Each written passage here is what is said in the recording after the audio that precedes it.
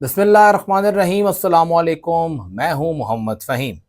पाकिस्तान तहरीक इंसाफ ने पेशावर में जलसे की तारीख का ऐलान करते हुए रिंग रोड पर एक प्राइवेट यूनिवर्सिटी सरहद यूनिवर्सिटी के पास एक खाली प्लॉट की जगह का इंतखाब किया है। ये जलसा जुमा 1 नवंबर को होना था, जो कि सियासी कमेटी का फैसला था, और 8 को क्वेटा में होना था। लेकिन खैबर पख्तूनख्वा के वज़ीर आला और सूबाई सदर अली अमीन गंडापुर साहब की सरबराही में होने वाले इजलास में यह फैसला किया गया कि पेशावर का जलसा 8 नवंबर को होगा और इस मकाम पर होगा। इसके साथ साथ तमाम तंजीमों को हिदायत की गई है कि वो फौरी तौर पर मुतहर्रिक हो जाएं और मोबिलाइजेशन कैंपेन शुरू करें। ये जलसा सिर्फ पेशावर डिवीजन का होगा। पेशावर रीजन से बाहर से किसी को भी नहीं बुलाया जाएगा। पेशावर रीजन मतलब पेशावर, चारसद्दा, नौशहरा, मर्दान, सवाबी, मोहम्मद और उसके साथ साथ खैबर, इस तमाम अजला के लोग इसमें शामिल होंगे। काफले आएंगे और यहाँ पर वजीर आला खैबर पख्तूनख्वा अली अमीन गंडापुर साहब इस जलसे को लीड करेंगे। जलसे के हवाले से काफ़ी खदशात भी सामने आए कि तारीख क्यों तब्दील की, जिस तारीख का इंतखाब कर लिया गया था उसे क्यों आगे पीछे किया गया। लेकिन बहरहाल अब यही फैसला हुआ है कि इसी तारीख पे पेशावर में जलसा होगा।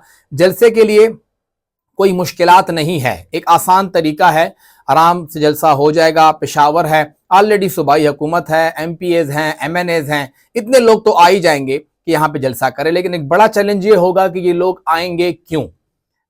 इन जलसों के लिए अभी तक जो लोग आ रहे हैं वो इमरान खान साहब की रिहाई के लिए आ रहे हैं। उन सब का ये है कि जी खान साहब को निकाला जाएगा तो हम जाएंगे, तहरीक चलाएंगे।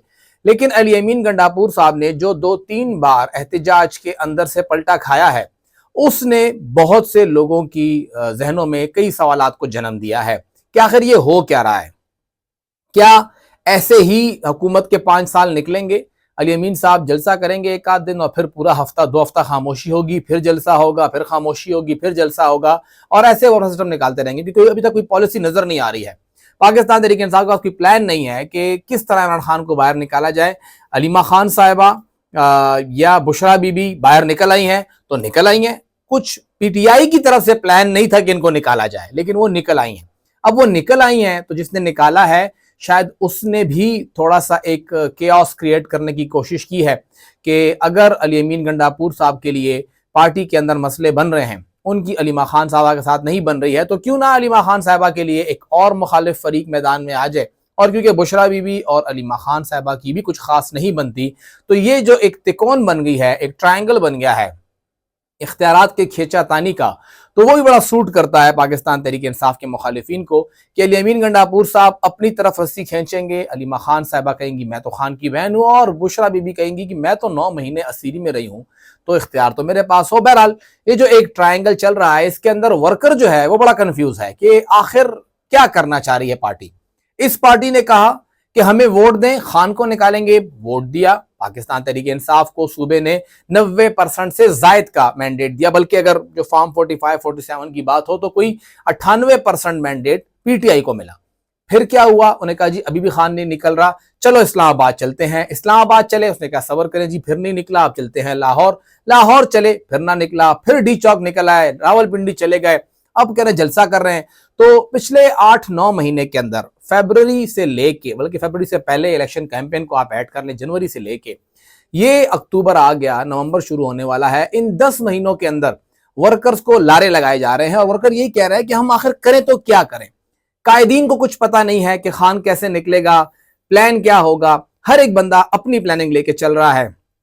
पार्टी की तंजीम में किस पे एतमाद करना है, किस पे नहीं करना है, कौन गद्दार है या कौन वफादार है, कुछ पता नहीं चल रहा है। इस तमाम अमल के अंदर जो पार्टी का वर्कर है वो बहुत ज्यादा कंफ्यूज है, और खैबर पख्तूनख्वा में ये कंफ्यूजन बहुत ज्यादा बढ़ रही है। और ये कंफ्यूजन इस जलसे के लिए एक और बड़ा खतरा बना रही है कि क्या लोग निकलेंगे या नहीं।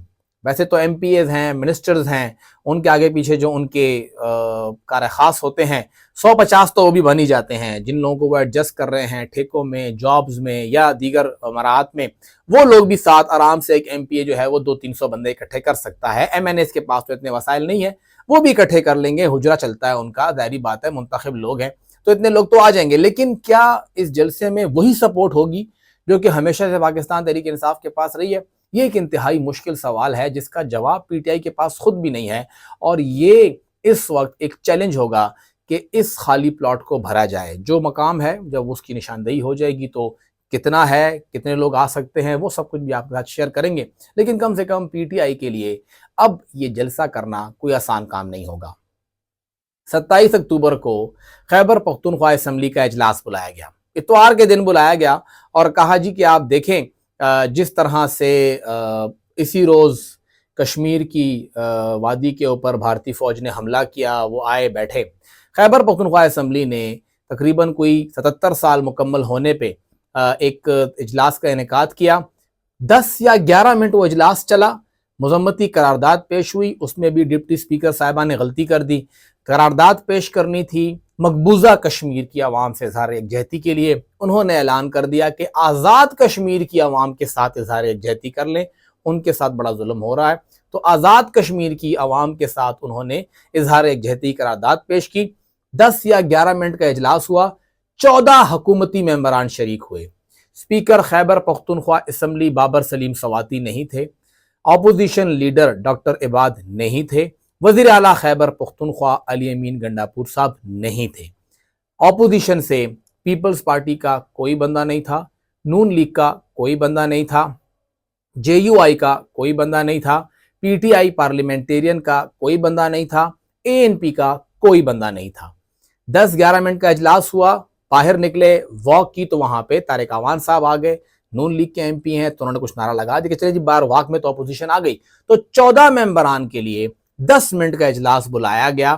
متفقہ قرارداد پاس ہوئی اور پھر تمام اسمبلی امپلائیز کو اس ایک دن کا اسپیشل الاؤنس بھی جاری کیا جائے گا. کیونکہ 20 لاکھ روپے سے زائد کا صرف یہ الاؤنس بنتا ہے.